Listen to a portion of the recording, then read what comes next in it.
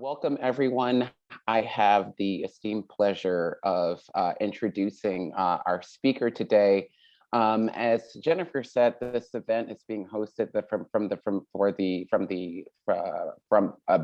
From Slavery to Freedom Lab, and on behalf of myself and my co-directors, Jasmine Cobb and Rick Powell, I would like to welcome you to today's event.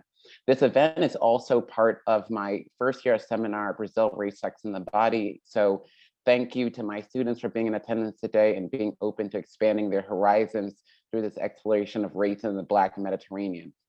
And of course, a special thank you to all of you who are in attendance virtually from across Duke, Durham, and the wider academic communities. We are so thrilled that you could join us. And as co-director, I'm also thrilled to welcome a really groundbreaking scholar, Michelle Murray, to the From Slavery to Freedom Lab and to the Franklin Humanities Institute. I should also mention that Michelle's engaging topic received co-sponsorship, as Jennifer said, from the Department of Romance Studies, the Center of Latin American and Caribbean Studies, and the Keenan Institute for Ethics here at Duke. So we're especially grateful for our sponsors. And without further ado, I know you were all here not to hear me talk today, but to hear Dr. Murray. And Dr. Murray, her research and teaching focus on contemporary Spanish literature and film. Her first book that I very much enjoyed, Home Away from Home, Immigrant Narratives, Domesticity and Coloniality in Contemporary Spanish Culture, was published by UNC Press in the Romance, Languages, and Literature series. Studies the representations of immigrant women as domestic workers in contemporary Spain. She is currently working on a manuscript entitled Migrant Markets. This book explores migration, political economy, and trafficking in the Southern Mediterranean. She will be in conversation later on with Anna Tybinko, soon to be Dr. Anna Tybinko, who is a PhD candidate and one of my favorite graduate advisees. She is a PhD candidate in Romance Studies at Duke University. She holds a Mellon ACLS Fellowship for her dissertation entitled Urban Borderlands, African Writers in Precarious Spain, 1985 to 2008, which she will defend on March 30th. I'm very excited about this dissertation and about the book manuscript that is sure to be very groundbreaking. Her research deals more generally with historical constructions of race in the Spanish-speaking world and with fiction as a means of thinking beyond the social limitations of the nation. So without further ado, I would like to introduce Dr. Murray, and we will get everything started. Thank you very much again, and I'm sure we're all looking forward to hearing from Dr. Murray. Thank you, Dr. Murray, for coming. Thank you, Dr. Adu. Well, first, I want to thank Duke University for organizing this wonderful opportunity to share my research. I'm especially grateful to Professor Adu, Anna Tybinko, and Jennifer Zhu for their personal contact in organizing my discussion today. I'm going to try to share my screen. And we can start. So this talk forms part of the forthcoming volume, Liquid Borders, Migration as Resistance, edited by Mabel Morraña. And it's also part of my manuscript in progress, Migrant Markets. So I'm just going to begin now with the talk, and I'm going to just read from a paper that I have. In 2014, at the Black Italia conference at New York University's Via La Pietra, post-colonial studies scholar Alessandra Di Maio coined the term the Black Mediterranean, which she asserts focuses on the proximity that exists and has always existed between Italy and Africa, separated but also united by the Mediterranean, and documented in legends, myths, histories, even in culinary traditions, in visual arts and religion. In addition to the implicitly positive connections Di Maio details, as Timothy Raymakers asserts, the Black Mediterranean increasingly references not only the crossroads between Africa and Europe geographically and socially apparent in the ocean and in the hybrid cultural forms of emerging in these contact zones, but also the exploitation of migrant labor and the marginalization of migrants in European cities. Prior to these important dynamics of existing in and assimilating to life in Europe, the Black Mediterranean evokes both the ontology of the liquid border African migrants must traverse to access Europe and the heightened awareness of difference violently policed at increasingly militarized borders. So in my talk today, I attempt to reframe the Black Mediterranean as a term that facilitates our conceptualization of the ongoing oceanic atrocities that migrants and refugees confront when they embark upon risky journeys in rickety fishing boats known as cayucos or pateras. These migratory patterns reflect the extent to which nation states retain their sovereignty by preventing foreign entry, and capitalism avails itself of cheap, vulnerable laborers in the interest of profits. I'm focusing on pateras here as a symbol of risk and migration for Africans, all while recognizing that there is a vibrant Afro-Spanish community that does not expose itself to this precariousness necessarily, which we must also recognize it consists of writers who continually invoke the issue of chattel slavery in the Americas and the Black Atlantic to articulate their existence in Spain. And here are some examples. Jason Garcia Lopez, Ruben Bermudez, whose book Y tú por qué eres negro discusses the Black Atlantic. Ser Mujer Negra en España discusses the Black Atlantic. Hija del Camino de Lucía Mbamio discusses the Black Atlantic. So while I understand a desire not to over-discuss pateras, all of these authors who might contest the over-discussion of pateras and the boat people all discuss chattel slavery in the Black Atlantic as well. So this talk combines an analysis of race and racialization evident in the term Black with a focus on oceanic studies to think with the water, as Carrie Bystrom and Isabel Hoffmar suggest in their insightful thoughts on the oceanic turn in cultural studies. For this study, hydrocolonialism, a term that expresses the extent to which humans colonize by means of water, colonize the water, and create water colonies such as a penal island, encapsulates the contributions of oceanic studies. Moving towards a Black Mediterranean entails both acknowledging and pushing against an entrenched colonial mapping of the oceans and its cultural legacies in supposedly post-colonial times. Thinking about race and coloniality, the ongoing significance of colonialism in the current moment to the perpetuation of colonial structures through the water, this talk today theorizes visual engagements with the Black Mediterranean through readings of sculptures that are located near, alongside, and under the sea. So one issue I feel inclined to develop further here in the distinction between sea and ocean and their cultural significance, which is what I'm hoping to do in a longer piece eventually. My talk today focuses on two monuments, the Barcelona Plaza and statue honoring the slave trafficker Antonio López y López, and the underwater artwork La Balsa de Lampedusa, or the Raft of Lampedusa, located within the Atlantic Museum off the coast of Lanzarote in Spain's Canary Islands. My theorizing of the Black Mediterranean thus is not just a celebration of cultural linkages between Southern Europe, the Maghreb, and the Middle East, but a conscientious orientation to examine global transoceanic connections. And my talk today will have, okay. It is undeniable that race and migration are intertwined visional phenomena. Lindsay Boyton explains that racialization and racial identity formation is a complex social process that, while not based in biology, has been consistently pinned on physical characteristics that stand in for group differentiation. She calls race a visual technology to emphasize that racialization was invented as a socially useful process that serves power. And the visibility of racial difference has been key to how marginalization processes are operationalized. Seeing Blackness and being seen as Black is not just a difference in skin color, but as Martinican psychoanalyst Frantz Fanon reminds us, a corporeal schema that transforms into an epidermal schema rooted in racist and colonial histories that cultivated the terrifying otherness of Black people. It is important to point out that Fanon's theorizing about these tensions emerged from being seen by a white child on a bus, a visual exchange with profound personal and social impact.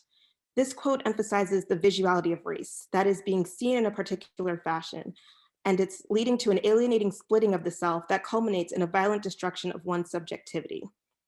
As Nicole Fleetwood postulates, quote, Blackness troubles vision in Western discourse, and the troubling affect of Blackness becomes heightened when located on certain bodies marked as such, end quote. Alessandra Raegno similarly contends that seeing is seeing as to describe the racial underpinnings of vision and looking.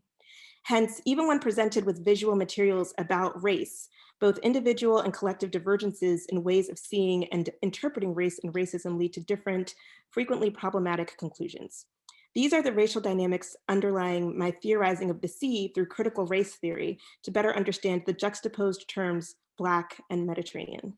The visuality of migrants collectively construed as racialized others is a key issue in Southern European nations like Spain, where visibly white populations only began to receive immigrants of color from the global South in the late 20th century. Despite its insularity, Spain was nevertheless integral to Western racialization projects, as George Mariscal argues, with medieval and early modern Spain providing a large chunk of raw material upon which later forms of Western racism would be constructed. Drawing on the work of Michel Foucault, Mariscal states, quote, "Discourses about race ought not to be assigned to certain ethnic groups who then deploy them against other groups. Rather, race is a field of practices and discourses that provides a conceptual repertoire from which specific groups draw in order to consolidate privilege and further their political projects," end quote. Much like Fanon, migrants today must confront a conceptual repertoire around race that precedes their arrival. Monuments engaging the Black Mediterranean similarly dialogue with this conceptual repertoire and attempt to challenge naturalized narratives of Europe, rooted in the unquestionable otherness of racialized and colonized people. As visual engagements with race in the Mediterranean, sculptures and statues inscribe new ways of thinking into the cultural landscape. For Dolores Hayden, because the urban landscape stimulates visual memory, it is an important but underutilized resource for public history. So in my talk, through my readings of monuments that gesture towards race and migration in the Mediterranean, I showed the ways in which artists, activists, and individuals enter into a dialogue with race and its visuality to call attention to the manifestations and the complications of the Black Mediterranean. And so one small example is here, this commission for aid to refugees, which reproduces the European flag, which is blue with yellow stars, as migrants who have drowned attempting to make the voyage from the Middle East or Africa to Southern Europe. And my talk today has two parts. The first is entitled Monumental Mediterranean, and the second is Reenvisioning Waterways.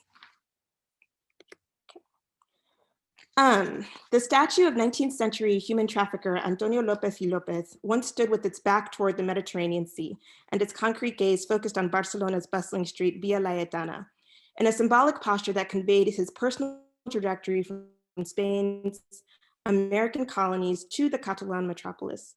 López's biography remains inextricably linked to the Black Atlantic, chattel slavery in the Americas, and Spain's colonial and imperial designs. That the Mediterranean forms a thread in the fabric of this narrative is key. The statue's architects thought it necessary that López's sculpture acknowledge his transoceanic crossings by situating him near the sea, from where he would have embarked upon the life voyages that transformed him into a shipping magnate and an international impresario enriched through slavery. His company would become an international holding that developed both Cuba and the Philippines to fulfill Spain's economic and nationalist desire through its colonies. As Fanon states, racial alienation is the outcome of both economic processes and an interiorization of inferiority. The colony thus serves an economic rationality and gives the colonizing metropole a false sense of superiority. López eventually became the first Marquis of Comillas, his birthplace, so he's not actually Catalan, an honor conferred upon him by King Alfonso XII in 1878. And in 1884, the statue under discussion was finalized by the leading architects of the day, including the renowned Antoni Gaudí, in a plaza that would also bear the trafficker's name. The plaza and the statue were cultural landmarks that served to exalt not just López specifically, but more broadly operate as a visual celebration of the nationalist ideal of the successful Indiano, a Spaniard who amassed tremendous wealth in the European nations' colonies. The statue was controversial from its inauguration. As Akiko Sishia points out, in 1885, the publication of The True Life of Antonio López by his brother-in-law, Francisco Brulasus, was a devastating portrait that denounced the businessman as a negrero, or a trafficker of enslaved peoples. In Bosquejo del Esclavo, or the outline of the slave trade, Spanish abolitionist theologian Blanco White states that taking part in the slave trade made traders monstrous. For Lisa Cerwillo, White's treatise undercuts 19th century racial beliefs in severing external traits from character, soul, or essence. Hence, like other traffickers implicated in anti-slavery and abolitionist debates, López becomes an ambiguous figure, sullied by his decision to participate in the trafficking of Africans. The López statue assumed greater political significance in Republican Spain from 1931 to 1939, and in the ensuing Franco dictatorship from 1939 to 1975. In August 1936, Catalan anarchists removed the statue and its pedestal was covered with a black and red flag, a symbol of anarchist Catalonia. In 1944, during the dictatorship of Francisco Franco, the statue was restored by Frederic Marès based on the original model. With this commissioning, fascist national Catholic dictatorship made plain its vision of Spain as an imperial power with overseas possessions. During Spain's transition to democracy in the 1970s, groups began calling for the monument's removal yet again because of its colonial and fascist histories. Tellingly, migrants relocating to Spain from Africa from the late 1980s onward were pivotal to Mediterranean Plaza's eventual transformation. As Madis Asarmadi and Roberto Hernandez indicate, after pressure from numerous immigrant activists, organizations, as well as anti-racist organizations and civil society groups, the new municipal government of Barcelona finally agreed to rename the long-disputed Antonio López Plaza. This activism evinces the ways that African migrants, having embarked upon transoceanic voyages to access Spain, engage with the concept of the Black Mediterranean through their focus on the ways in which coloniality and asymmetrical power relations have sustained Western Europe and its riches from the early modern era to the present. In June of 2017, the Union of African Street Sellers gathered the 15,000 signatures necessary to propose to rename the plaza for Idrissa Diallo. The campaign closed the immigrant detention centers, and other activists joined forces with the union to protest in the plaza and to demand the change on June 17th, 2017. So I would like to focus on this proposal at length, even if it will never materialize, just for its cultural implications. I'll begin by explaining the brief life of Idrissa Diallo. On December 5th, 2011, Diallo, a Ghanaian immigrant, scaled the border wall in Melilla, which you can see here in the image. And this is really just a stark image of the difference, right? So African migrants trying to scale this wall to escape poverty, and the wall backs up on a golf course, which, you know, is the example of just like wealth, privilege, free time, all these things. So on December 5th, 2011, Diallo scaled the border wall in Melilla, a Spanish city located on the northwest coast of Africa that separates Spain from Morocco. In Wall State's Waning Sovereignty, political theorist Wendy Brown interrogates the establishment of rigid physical borders at a moment when national borders and boundaries are increasingly difficult to enforce. Globalization and migration create tension resulting from the indeterminacy of national space occupied by mobile foreign bodies.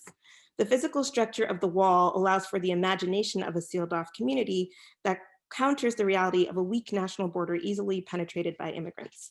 The border wall in Melilla is one such structure that not only signals the border security animating nationalist defenses of space, but also colonial logics wherein Spain continues to maintain overseas holdings in North Africa. Border agents apprehended Diallo in Melilla within 24 hours of his arrival. On December 20th, he was transferred to an immigrant detention center in Barcelona, where he awaited deportation back to Guinea in Africa, Guinea.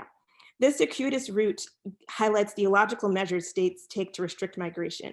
And 2 weeks later, on January 5th, 2012, the 21-year-old migrant died of heart failure. Weeks prior to Diallo's death, on December 19th, 2011, a similar fatality occurred at an immigrant detention center in Madrid, where Samba Martin, a 34-year-old Congolese woman, died unexpectedly of meningitis after being detained for 38 days. Like Diallo, Martin had also been transferred from Melilla in North Africa to Madrid. Artists Daniela Ortiz and Jose Quiroga paid tribute to Samba Martin by holding a procession with her image on October 12, 2012, the Fiesta Nacional de España, El Día de la Hispanidad, or the National Day of Spain. They made stops at the Columbus Plaza, the former residence of Congolese businessman and politician Moise Tshombe, the Aluche Center where Martin was jailed, and the 12 de Octubre Hospital where she died. Tshombe fled the Congo, taking part in the 1961 murder of Patrice Lumumba, so that politician's house they visited was for a specific reason. He had fled the Congo after murdering Patrice Lumumba, a key figure in transforming the Congo from a Belgian colony into a democratic and independent republic. Tshombe's refugee status in Franco-era Spain for assassinating an anti-colonial, pan-Africanist African nationalist leader, avers the extent to which the Spanish nation state participates in and benefits from colonialism, political instability, violent regime change, and economic precariousness in Africa. Ortiz and Quiroga's performance, entitled Homage to the Fallen, creates important linkages between migration and colonial memory in Spain. Including Martín among the fallen for 21st century Spain forms part of a broader collective desire to recover historical memory. These processes are manifest in the artwork's usage of the term fallen, a word that conjures up the Valley of the Fallen, a national monument to those who died fighting during Spain's Civil War. A polemical site, the government attempted to reframe the Valley's national depiction through Spain's 2007 historical memory law, and in the 2019 removal of Francisco Franco's remains from those grounds. Hence, issues of memory recovery in Spain would not only connect to the legal demand to unearth the histories of those oppressed during the Franco era, but also shed light upon Spain's colonial legacy. Coloniality lies at the crux of today's migratory flows. Luis Martín Cabrera writes, against the representation of migration in the media as a sea invasion or irrational eruption, it makes sense to resituate these flows as the repetition of colonial trends on the one hand, and on the other, the emergence of new dynamics of the accumulation of capital on both sides of the Atlantic. Transoceanic flows pivotal to colonization and slavery inform Martín Cabrera's interpretation of representations of migrants today, providing the ongoing legacy of colonialism in present-day Europe, and suggesting the colonial memory is an issue with which the northern states must grapple. As in 21st century European laws calling for the removal of fascist Francoist symbols from the public sphere, addressing colonial memory would involve questioning the commemoration of colonizers like Columbus and López through national monuments that unquestionably honor them. Indeed, critiques of colonial history must also include attention to the popular or public sphere, where monuments and tourism, among other forms of remembrances, play a key role in reinforcing the colonial present. As Asarmadi and Hernandez indicate, in the case of Spain, quote, the Columbus monument erases the legacy of violence, war, and genocide which made colonization possible. In turn, the López monument celebrates the profits of enslavement and continues to erase bodies which the colonial logic deemed disposable, end quote. The quote's right here too for you to see. The performance artwork and proposal to rename the López Plaza for Diallo juxtapose colonizers and today's migrants. And through these productions, the African figures become symbols not only of Europe's migrant crisis, but also of the enduring significance of Europe's colonial past. In both cases, the visuality of race joins up with the visuality of statues and monuments designed to memorialize certain aspects of a shared national history. And commemoration operates as a strategy to shape national identity, as shown in the responses to the López statue. Critical theorist Andreas Huyssen theorizes the role of statues and public memorials in his book, Present Pasts, Urban Palimpsests and the Politics of Memory. Huyssen connects monuments to nationalist myth-making, noting that the search for national monuments first created the deep national past that differentiated a given culture from both its European and non-European others. The monument came to guarantee origin and stability, as well as depth of time and space in a rapidly changing world that was experienced as transitory, uprooting, and unstable, end quote. It is unsurprising that in 1884, at a moment of precipitous 19th century imperial decline, Catalan architects would pay homage to a successful Indiano as a nationalist ideal. In the early modern period, both the Americas as a geographical location and its extremely wealthy Indianos as figures were viewed with racial suspicion. And as I previously mentioned, traffickers of enslaved people were also suspect. Hence, paying homage to López could reflect Foucault's assertions about race and society must be defended. That is, that societies practice internal racism against themselves, one that consists of a constant purification, which becomes a cornerstone of normalization. Nationalist narratives represented the controversial Indiano and Negrero as a hero through monumental myth-making. While racism and xenophobia complicate and distort the visuality of racialized others, as I stated earlier, a Diallo Plaza, admittedly a controversial proposal that will probably never materialize, would operate as a counter-narrative to monuments dedicated to figures like Colón and López. Inaugurating a Diallo Plaza suggests that those oppressed by legacies of colonialism and slavery ought to appear in national narratives rather than those who were enslaved and oppressed. Memorializing a dead African immigrant like Diallo through a new monument would thus acknowledge the plight of many African immigrants in the Mediterranean and shed light upon the colonial past, that once used racist discourse to control and exploit foreign populations.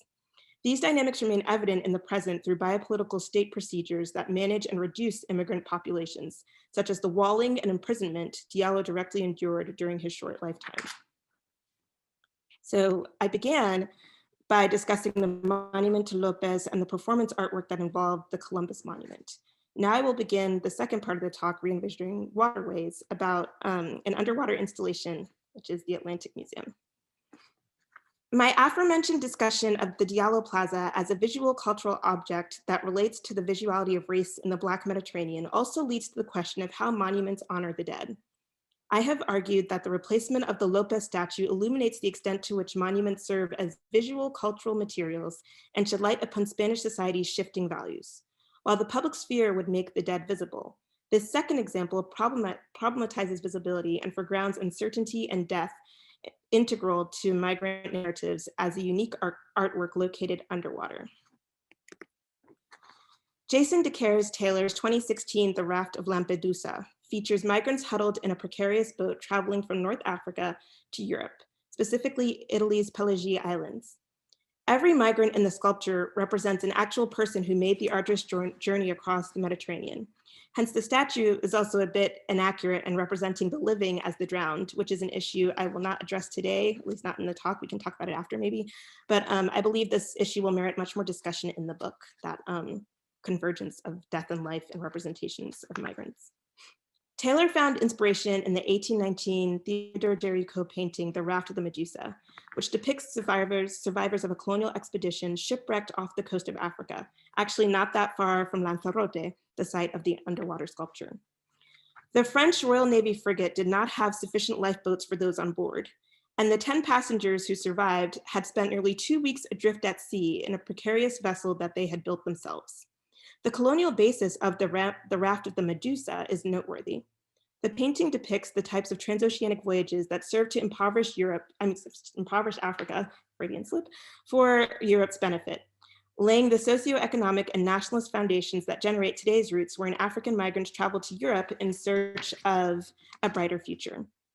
As with the subjects of the 1819 painting, Europe's migrants endure both coloniality and wreckage in their arduous journeys via raft across the Mediterranean. The Raft of Lampedusa is powerful in suggesting these linkages. As St. Lucian poet Derek Walcott writes, in the absence of monuments, the sea is history. Ian Chambers argues that, quote, the return to the sea, to a maritime discipline, is to unhook a particular language and its explanations from the chains of authority. In such a prospect emerges a diverse cartography whose continual transformation into a multitude of places enables the resonance and dissonance disseminated in a Mediterranean modernity to be recorded in the interleaving of historical, cultural, and ecological complexities, end quote. The liquidity and fluidity of the sea creates resonances with past voyages and produces forms of memorialization, revealing the tremendous complexity of the concept of the Black Mediterranean. The Raft of Lampedusa forms part of the Atlantic Museum located underwater off the coast of Lanzarote in the Canary Islands, as I've stated. Taylor uses marine-grade cement with pH-neutral concrete that is non-toxic to local wildlife, and over time the statues increase biomass by accumulating coral on their surfaces. Each piece has a foundation plate that can be drilled and anchored to the floor. So basically all that means is that each statue will transform into a man-made reef capable of enhancing biodiversity as time passes. So they had to build man-made reefs to sustain wildlife, and instead of building reefs that had no shape, they opted to make statues and to make this underwater museum that divers can visit. Along with the museum's main installation, Crossing the Rubicon, which shows individuals walking to a point of no return in a scenario symbolic of climate change, the Raft of Lampedusa sculpture also denounces ecological destruction and offers an example of the ways that artists and activists address attempts to remedy the devastation of nature through their work. Taylor's artwork not only examines African migration through the sea-based disaster of the shipwreck, but also looks to the water, the polluted water, that migrants traverse as a key component of the statue's function. The Raft of Lampedusa thus begins an important reconsideration of waterways. Looking to the water is a formulation that diverges from that of the López monument, which looks to the Spanish nation and his back to the Mediterranean Sea. Lopez left the water rich, effectively having drowned others. Looking to the water not only involves recognizing the human devastation of the ocean, but also admitting that waterways serve as sites of human transit with dire consequences for African laborers, both in Lopez's day and now. For Elizabeth de Lowry, Taylor's underwater sculptures represent the complexities of sea ontologies. Referring to the Atlantic and the roots of chattel slavery, de Lowry contends that the ocean is an unmarked gravesite, an oceanic archive that lacks place-based narrative and rituals for modernization. Indeed, Taylor's sculptures dialogue with histories of colonization and the uncertain future in an era of climate trauma. As de Lowry puts it, and this quote is here, the sculptures are more temporally complex, suggesting that the ocean as medium can symbolize the simultaneity or even collapse of linear time, reflecting lost lives of the past and memorializing as an act of anticipatory mourning the multi-species lives of the future of the Anthropocene, end quote. Engaging with colonial history to comment upon migratory routes and the oceanic pollution plaguing the Earth's waters, it is my contention that the Raft of Lampedusa uses the sea as medium to call attention to the problematics of memorialization in the Black Mediterranean, in analogous fashion as the aforementioned debates surrounding the Lopez statue. The Raft of Lampedusa is drowned to represent the thousands of deaths in the Mediterranean as migrants risk their lives in pursuit of a European dream. Ingeborg Eliasson reports that according to UN estimates, at least 5,096 people died or disappeared at sea while trying to reach Europe in 2016. This number is an increase from the 3,771 deaths in 2015 and 600 in 2013. No European authority has officially attempted to count and account for the dead, although the European Coast Guard Frontex uses satellites to monitor the seas. This information is transmitted to the Eurosur surveillance system for the purposes of reducing migration, preventing border crime, or saving drowned migrants. Hence, despite ample surveillance at the liquid borders of the Mediterranean, there is no actual record of the African lives lost, despite the EU's technology to track many of these numbers. In their article critiquing Frontex for operating in a perilous humanitarian borderland that perpetuates policies that contribute to the broader precariousness of human life, Katia Franco and Helene Gunthus argue that it is precisely through a lack of will to knowledge about migrant mortality that the discrepancy between humanitarian and security considerations become most visible. The continent's Mediterranean border tensions signal a broader disengagement with race and racial justice in contemporary post-colonial Europe. The issues of counting, honoring, and recognizing life resonate with Judith Butler's theories on what constitutes livable and whose lives become counted and valued as human life. Faced with the state refusal to acknowledge migrant and refugee lives and deaths at the southern maritime borders of the Schengen area, artists and activists situated throughout the southern Mediterranean respond. Some examples of remembrance include a cemetery that reserves part of its space for migrants in Castellammare del Golfo in Sicily. And since 2009, the Spanish-based group A Desalambrar has placed crosses on beaches to acknowledge, commemorate, or attempt to prevent immigrant deaths. Makeshift installations and memorial begin to spring up both on land and sea to humanize the dead and to bring collective awareness to the border crisis. The Raft of Lampedusa forms part of a corpus of visual engagements with migration in the Mediterranean. deCaires Taylor states that his work is a harrowing depiction of the ongoing humanitarian crisis. Yet the sculptor insists that its function is not just to commemorate the dead, but to call the living to action, a stark reminder of the collective responsibility of our now global community. Much like the Raft of the Medusa before it, the Raft of Lampedusa showcases the social ills that permit shipwreck, and the loss of human life with the aim of bringing about change. The image of the shipwreck is essential to the installation. The plight of today's boat people and the precariousness integral to this mode of transportation conjure up memories of chattel slavery and the horrors of the Middle Passage. The drowned vessel in the Raft of Lampedusa captures analogous dynamics in portraying the worst fate for a boat and its passengers in the Mediterranean. Arguably the most influential and powerful theorization of the water has been critical race theorist Paul Gilroy's 1993 The Black Atlantic, a study of Black transnationalism through historical and philosophical frameworks. The ship is a pivotal element in this work as well. Building upon the work of Mikhail Bakhtin, Gilroy offers the image of a sailing ship as chronotope that signals several aspects of the Black Atlantic. He states, and this quote is here, I have settled on the image of ships in motion across spaces between Europe, America, Africa, and the Caribbean as a central organizing symbol for this enterprise and as my starting point. The image of the ship, a living microcultural, micropolitical system in motion, is especially important for historical and theoretical reasons. Ships immediately focus attention on the Middle Passage, on the various projects for redemptive return to an African homeland, on the circulation of ideas and activists, as well as the movement of key cultural and political artifacts, tracts, books, gramophone records, and choirs, end quote. Like de Mayo, who conceives of the Black Mediterranean as a crossroads, Gilroy sees in the Black Atlantic a space brimming with cultural possibilities born out of the initial trauma of the sailing slave ships. Can those sailing ships that defined Atlantic return and return again in today's Mediterranean, where the patera is the first step toward a journey that can culminate in exploitation or death? If so, how do these tensions reconfigure the possibilities Gilroy emphasizes in his oceanic engagement with Blackness? For Gilroy, the specificity of the modern political and cultural formation that I want to call the Black Atlantic can be defined on one level through the desire to transcend both structures of the nation state and the constraints of ethnicity and national particularity, end quote.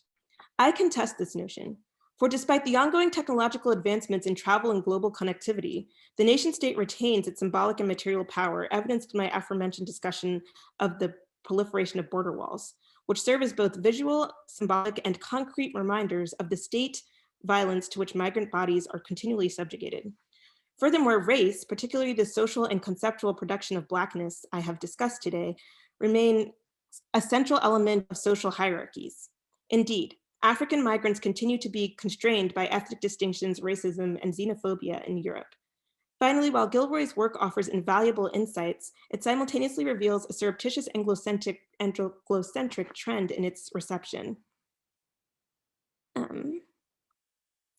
Insofar as theorists and cultural critics largely view global racial histories through the lens of the United States of America and its unique history of chattel slavery, segregation, and civil rights movements. Paul Tiambe-Selesa has called into question the tyranny of hegemonic models in theorizing the Black diaspora. For instance, the primacy of the United States and the Atlantic as the route through which a distinct theory of movement as modernity is articulated. Examining the Raft of Lampedusa invites the viewer to contemplate what is hidden beneath the surface of the water. From vulnerable drowned humans to contamination and microplastics, the water contains harrowing stories of planetary devastation brought about by globalized capitalism. The transoceanic nature of the installation chips away at the primacy of the Black Atlantic to show the extent to which coerced migrations, bondage, and human trafficking continue to dehumanize certain populations long after the official abolition of chattel slavery in the Americas. The convergent ocean worlds of the Atlantic and the Mediterranean also evince the transnational flows central to theorizing race in a global context beyond the dominant frame of the United States.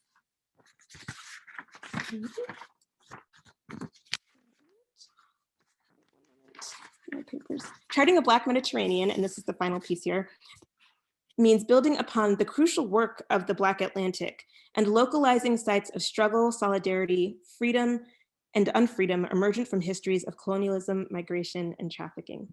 Thank you.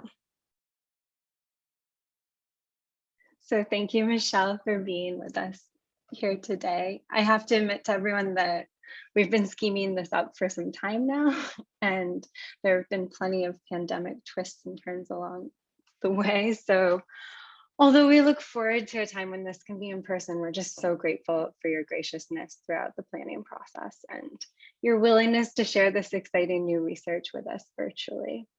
The advantage, of course, being that we seem to have a remarkably broad audience in attendance, which certainly wouldn't be possible otherwise. So with that in mind, I'll keep my response as brief as possible. I did get a little over enthusiastic, but I really want to make space for other questions, and we will start gathering those there in the Q&A function. I also have to say that what I have for you is more of a reflection and an effort to underscore the novelty of your work. First and foremost, I want to commend you for pushing the Black Mediterranean farther than I actually see Gilroy's Black Atlantic going. Diallo's conception of the Black Mediterranean is clearly drawing from Gilroy's idea that the Atlantic be appreciated as a site of cultural transformation and exchange, one that often challenges the confines of the national and even stands in opposition to European modernity.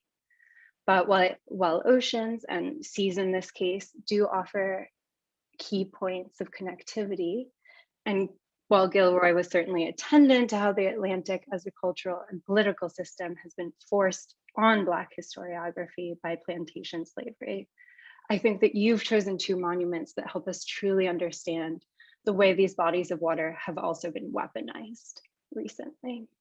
So to clarify, there are scholars within migration studies that cite Gilroy's notion of ships as chronotopes that you raised earlier to suggest that the cayucos and pateras seen off the coast of Spain today are the inverted emblem of the Middle Passage.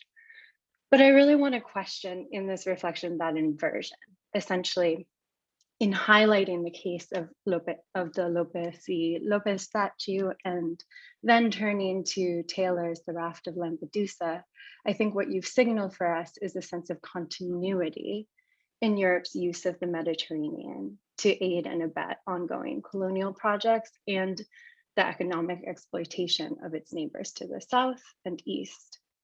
What has changed, I think, is how the landscape, liquid or otherwise, is being harnessed for these purposes. If we want an example closer to home, we can look at the bordering of US and Mexico and how it relies heavily on the Sonora Desert to generate migrant precariousness and even death. Right. Similarly, you've pointed out how individual European states and the EU as this supranational conglomerate take advantage of the crisscrossing and at times conflicting lines of sovereignty in the Mediterranean to legitimize what Charles Heller and Lorenzo Pisani term as a politics of non-assistance. I also deeply appreciate your use of Spain as an entry point into this exploration of current dynamics, because it helps us put into stark relief how these logics with respect to geography and oceanography have shifted.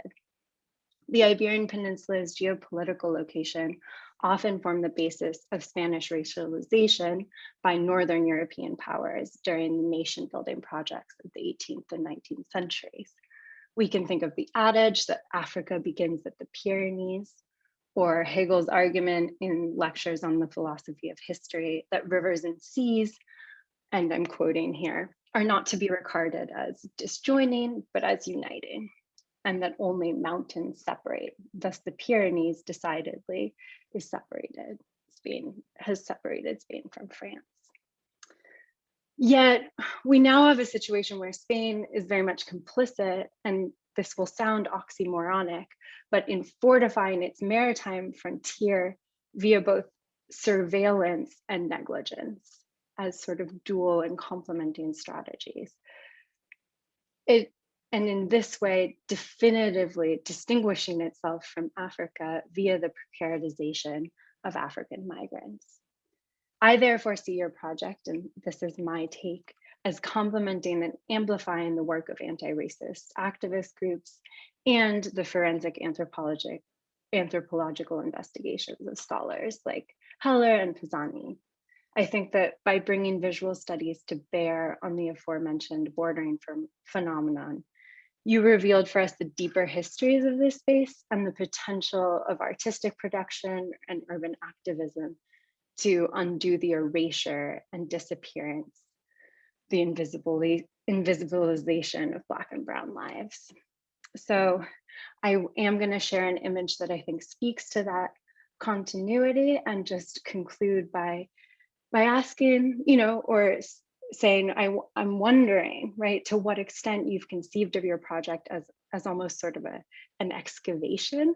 And I also welcome your thoughts on the distinction between sea and ocean that you mentioned earlier. So to share the screen, I just want to bring up this image. It's disturbing, but it is very much in line with what you've shared today, Michelle. So we have here an Instagram post from from the Madrid-based organization Sosracismo. Unfortunately, they don't credit the artist because they were linking it to a piece of investigative journalism in eldiario.es. However, I think just the image itself, again, speaks to the need to really deploy visual studies in this space, this intellectual space, as Michelle, as you've indicated. And I think we can see here just this historical continuity, right? Rather than subversion or inversion. So I'll leave it at that. And Michelle, let you re-respond.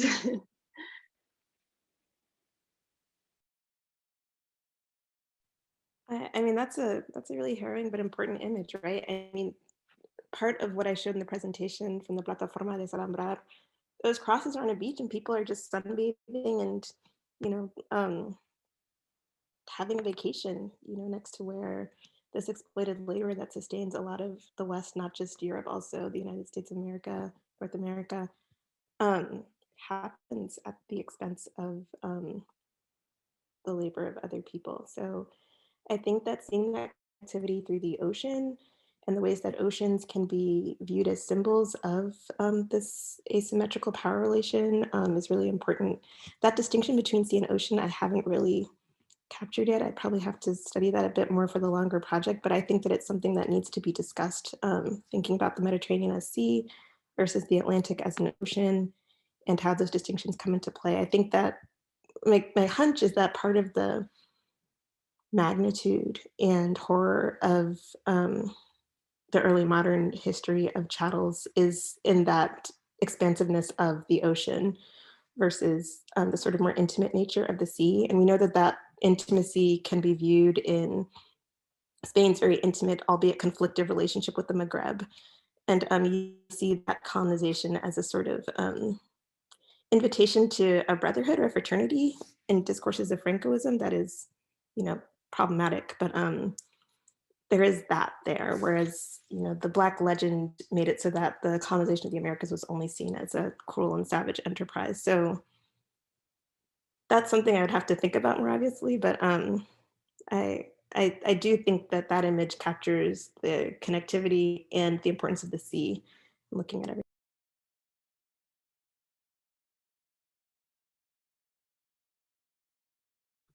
Beautiful, thank you so much. I'm gonna get here to some of the questions that are being raised in the chat.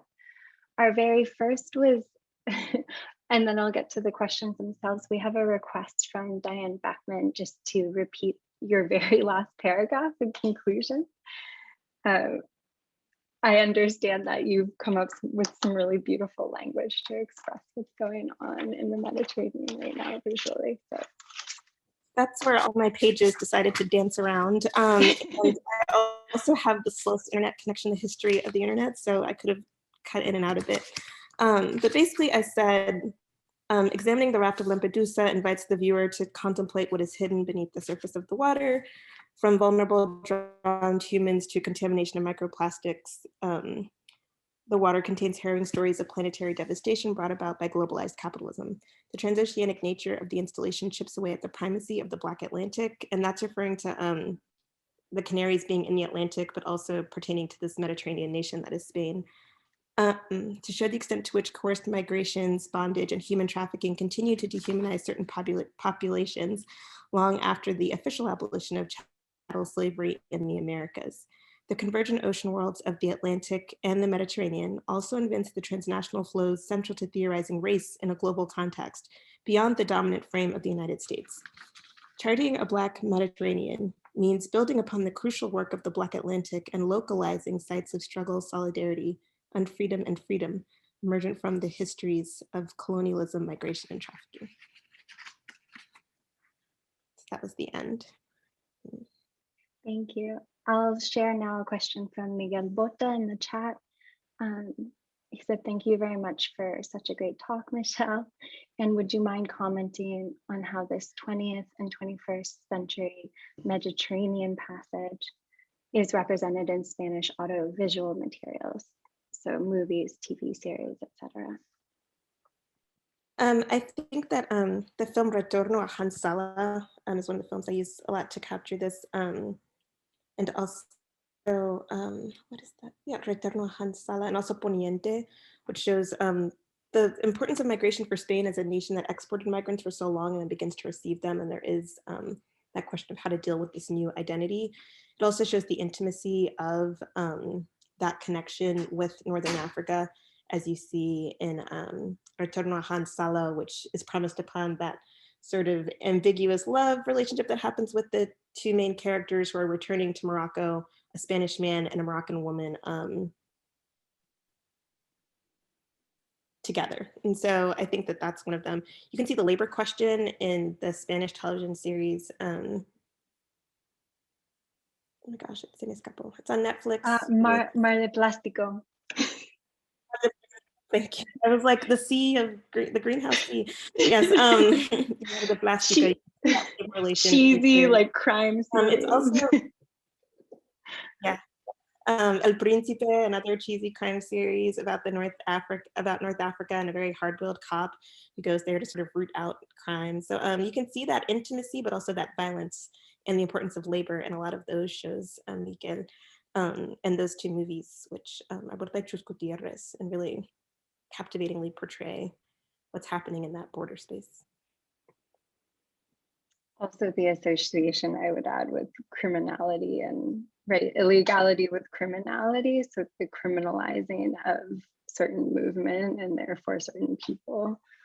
That's awesome. Okay, so I think our last open question for right now, and we'll see if a few more pop up since we do technically have another 20 minutes. An anonymous attendee posted, Dr. Murray, towards the beginning of your lecture, you spoke a little bit about migrants facing a conceptual repertoire. What are some examples of Western nations exploiting this conceptual repertoire in respect to immigration laws? Well, I can speak most clearly about Spain. So for example, the naturalization requirements, if you come from a nation that was colonized by Spain, the naturalization that you don't have to reside in Spain for as long as immigrants who come from Africa or Asia, because if you speak the language and understand the culture, it's believed that you'll be able to assimilate better, which is true. But then there's also that sort of denigration of African and Asian migrants as contrastingly or starkly different. There's some Islamophobia there. If you think about African migrants who might be Muslims. So coloniality is perpetuated through the legal structure that enables some people to become legal citizens in a quicker and easier channel than others, that you can see there. Also that, as I wrote about in my first book, Home Away from Home, at a time when Spain really needed cheap domestic labor because Spanish women were abandoning these positions to work in the public sphere. Spain looked to the Dominican Republic and the Philippines, again, former colonies, to create bilateral agreements wherein women from these places would come and work in Spanish homes. So again, they perpetuate coloniality through these laws that enable women to come if they're going to work in certain sectors. If you're a Filipino woman who might want to be, a lawyer or professor, that's not going to happen. But if you want to come be a domestic worker, that's a channel for you to access Spain very easily. Or if you're just a man from Colombia, you might have an easier access to Spain than a man from, Sierra Leone or Cameroon. So we have to keep those dimensions of the law present as well. That's all I can think of off the top of my head. I think that's phenomenal. I also think one more piece that's actually from a comment and a thank you from Rebecca Ingram was just an expression of looking forward to talking further about your work in migrant places and on foodways. I'm curious about this and what that's gesturing towards. I'm not sure, but I hope to talk to you about it soon because cool. It sounds Excellent. Well, let's see. We have a few last questions here. I don't want to barrage you. Michelle, you've been really on point with all of these and we're verging on it over an hour. So, but Dr. Murray, asked Giovanna Gobi, thank you very much for such an inspiring talk. what is the role of Spanish literary and visual culture created by the Spanish elites in the perpetuation of symbolic colonial racist structures, either for Spanish society or for its colonies? Not really sure about elites, but one example that always sticks out to me in the circulation of a colonial sort of mentality. So during the colonial war in Morocco in the early 20th century, they would take photos of like Moroccan women, nude and in compromising positions that no Spanish woman would ever be in, and then these would return to the to the colonizing nation of Spain, obviously as the metropolis, to circulate. So you had this idea about sort of that entwined race, sexuality, and gender in a really disturbing way, right? So before these women even arrived officially on Spanish shores, or before it was really understood what this colony was going to mean, you had these images of Moroccan women under colonial rule or under colonial war, sort of subjugated to this tremendous difference. And that just continued on, right? So it helped also white European women understand what appropriate sexuality was, because they could never sort of do that. And it's something that has always stuck out to me that actually learned about a long time ago, but it's really indicative of what the colonies are. So while you're fighting this colonial war and you are assuming control of land and resources, you're also creating this imagery around who these people are, that these women are indecent, or these women are here for our, visual consumption in ways that European women are not. And so that's one example that stuck out to me. I'm sure there's a billion I can't think of right now, but I believe that there's lots of little things. Like if you just look, like in the really known novel Tiempo de Silencio, one of this novel that's seen as like just so indicative of what Franco-era Spain was, and it's from the 1960s. There's this random section in the novel where this man is talking about pictures of Filipino women that he got, right? Like, and just these Filipino women who are, it's sort of like, soft pornography or just pornography that he has in his possession, right? And it's just, the novel's about so many other different things, but if you're really paying attention, you're like, why do you have these pictures of nude Filipino women, just in your possession? And it sort of gestures towards the way that coloniality, especially for me, I'm concerned with gender and coloniality, as we know, is always part of everything that's happening in the nation, even if it's not, front and center and explicit all the time, that it's always, always present.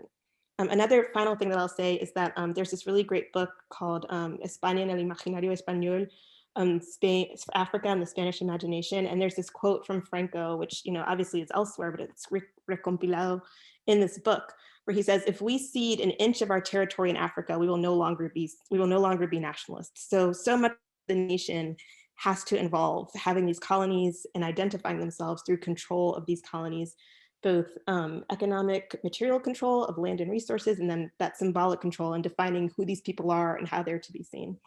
So that's a great question, and thank you. We have a few more here. We have a comment and question from Xavier Wingham. I hope I'm pronouncing your name properly. Thank you so much for an enlightening talk. They said, I'm looking forward to seeing your forthcoming work on the Black Mediterranean. You talked a bit about how Black stands in contrast to the Mediterranean. I was wondering if you could talk to that point a bit more. Yeah, that's a great thing to bring up. And I don't think it should, right? I just think that this is what the reality has been. So Sylvia Wynter has a beautiful essay about 1492. She's a Black radical theorist who worked on the early modern period, but then also theorizes Blackness. And she discusses, the crystallization of ideas about race and tangentially related ideas about gender in that moment of 1492, when the colonies are, I guess, landed on, and the Muslims and Jews are expelled from the peninsula. So all of these ideas about what Europe is really comes into being during that time. Also, the politics of, not the politics of 1992. Is There Neo-Racism by Balibar also talks about this, how so much of what people were critiquing as cultural racism in Europe of the 1990s actually has roots in early modern Spain, of saying that through these discourses of cultural incompatibility, that, the veil the mosque, that these things can't form part of the European landscape, this actually can be seen in early modern Spain too, right? That the expulsion of the Moors and Jews, the expulsion of the converted Moriscos, saying that their culture could not mesh with that of Spain, is also racist. And so this idea about Europe being white, when we know that Europe has been diverse, the Roma have been in Europe forever, is all part of this narrative around European identities that can be a little bit more complex and can also take into account all of the context that existed for centuries. Absolutely. So from Dr. Carl Gibran, American College of the Mediterranean in Southern France, we have a question and comment. Thank you for your presentation. I think this is groundbreaking work and I look forward to reading more of your research. I imagine you have thought of this already, but have you looked at the role of the European banks, specifically the French Central Bank, that continues to control the currencies of 14 former French colonies and 1 former Spanish colony, the financial dependency on European markets, etc.? I would love to. I have not yet though, but I mean, yes, all of that, like, and times a billion. I mean, I'm returning to Rebecca Ingram a little bit. Someone was sort of saying, well, how can you say these things are still colonial? Well, salmon that's eaten in Spain, where does it come from? Off the coast of Morocco, right? So this is food that could be feeding the people who control that territory, but most of it goes to Spain because of economic reasons and who can really afford to buy these things. So absolutely, I mean, I would love to study that more in depth. And I believe it'll all be there. I mean, even in the price that Haiti had to pay so long ago, like to compensate for the loss after its, emancipation is ridiculous, right? The fact that Haiti was made to pay an exorbitant amount just in order to be a free nation in the Americas without slavery. I think that it all is absolutely connected. And as a materialist, last of the Marxists, I think that this is really important. Absolutely, absolutely. I think that was our last question, but I would just follow up by saying this sort of rolls Giovanna's question into these past few, which is you really, with the López y López statue, I think you've really highlighted for us today, not that, right, essentially like the way in which white silence is white perpetuation of colonial racist structures, as in, right, continuing to allow a statue to dominate this space, one that was not only a monument to Spain's colonial efforts, but reinstated by the Franco dictatorship, right? These are the many ways in which this legacy continues to determine the kind of texture of everyday life, right? on the ground in Spain. And so if you don't contest it, then you are perpetuating it. Well, it was also the tireless organizing of activists, Sos Racismo, which you showed their image, and the immigrants who arrived in Spain. And then also the municipal board or whatever of Barcelona, which said we can't do this anymore and it's just going to stop, right? And so that maneuvers the local government saying, agreeing and saying, we are going to stop this ourselves, instead of having, what we've seen here too in the United States as well with Confederate monuments, people just coming and taking it down, which is another option. It's heartening that the actual local government works to take it down. Yeah. Wonderful. Well, we have one last question from Carlos Barón González. Thank you, Michelle and organizers, for a very nice talk. I have many questions, but a fairly open-ended one would be how you see an understanding of race as a field of practices, discourses, and agencies available for collective projects. I'm probably botching it, correct me as appropriate. Okay, and help us understand the complexities of intersection. This is basically a thinly veiled invitation for you to bring up other text issues you're interested in or working on. That's a lovely open-ended comment. Thank you, Carlos. That's a great question because I just really want to point out that López y López in his time, that book by his brother-in-law, and it was because his wife, so he was, a person of humble origins, and his wife had all the money, and he used her dowry and his brother-in-law's work, like their labor, to build this empire, right? And then he was denounced by one of them.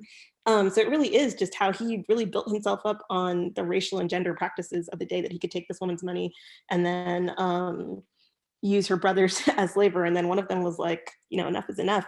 So he was viewed with racial suspicion as an Indiano and a Negrero. And that monument really serves as what I was saying before, like that myth making of reconfiguring him as an ideal to have in a moment of precipitous imperial decline.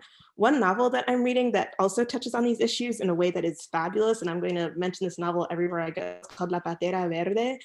It is about, it's really disturbing in some parts, but then it's really fabulous in other ways. It's about an 11-year-old girl who travels via Patera and survives with one other person. And so they become like brother and sister because they're both young. And they're taken in Canarias by an older man who had fought in the Spanish Civil War. And, he describes their detention and the detention of the migrants through his own lens as someone who was also detained, beaten, exiled in Argentina, his own transoceanic roots. And it is really the strongest connection between that Republican legacy and that colonial history, right? And so the girl ends up being the hero for something that I can't even describe, but she's subjected to this really terrible violence, but then she vindicates everyone, and she becomes the hero of this elderly man. Obviously, if it's a book written in the 21st century and he fought in the Civil War, he's not, super young. And this girl who they never say her age, but she's between 11 and 14, she just really comes out as this very strong character.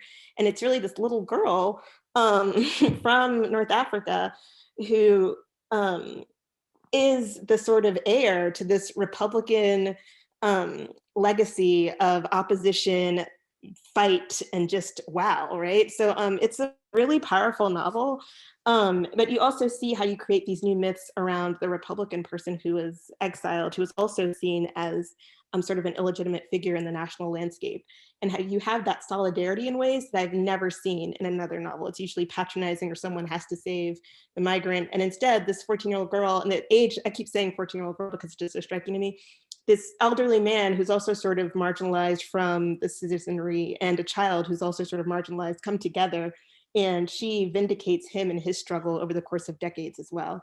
So it's really powerful as a novel because it says that the nation needs to make a space for migrants and for the formerly exiled and for people who are still in that sort of struggle for equality and for an equitable society, which is what he represents.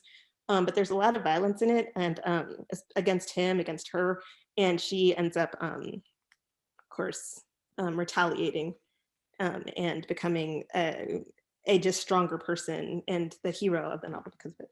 So yeah, hope that answered you. Sounds fantastic. So we had Javier Escudero raise a hand. I think, unfortunately, for security reasons, we've had to do this as a webinar format.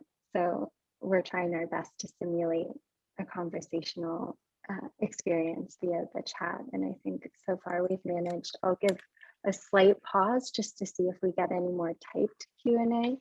And in the meantime, I'll just say, Michelle, wow, thank you. Thank you again for just your dynamism with these projects. I think what you've both visually, this work is really rich, which I love because it kind of mirrors how intellectually rich and just how deep I think your research is going with this.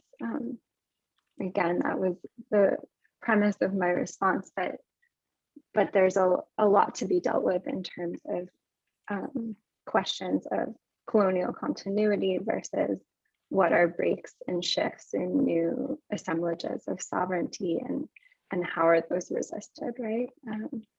I think Thank you for bringing that here today. I think that monuments are also really important right now, as we see in the United States, as we see everywhere, right? The activists somewhere in England, and I don't know where, sorry, they tore down the statue of a slaver and like literally put on Google Maps, like now located in the Atlantic Ocean where it belongs. You know, so people sort of defining the cultural landscape through these statues is really important. The Vatican made a statue in dedication in honor of immigrants last year. Another one just went up in Madrid by Del Borba. So this desire to incorporate immigrants into the cultural landscape in a different way is really, really something that's sticking out to me, and in understanding like the land and the sea. Yeah, and that you've illustrated really beautifully. So I think I'll leave it at that. We seem to mostly be getting, you know, much deserved thanks for your wonderful talk. So I know you've been on point this whole time, but I hope you get to see those comments after, and we'll find a way of saving the record for you. I'll give it probably 30 more seconds and then just close us out.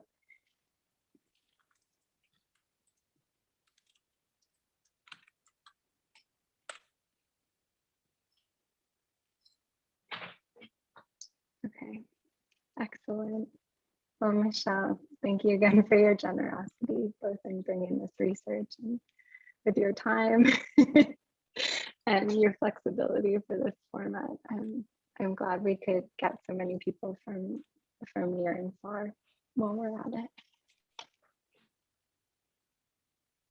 Thank you guys again.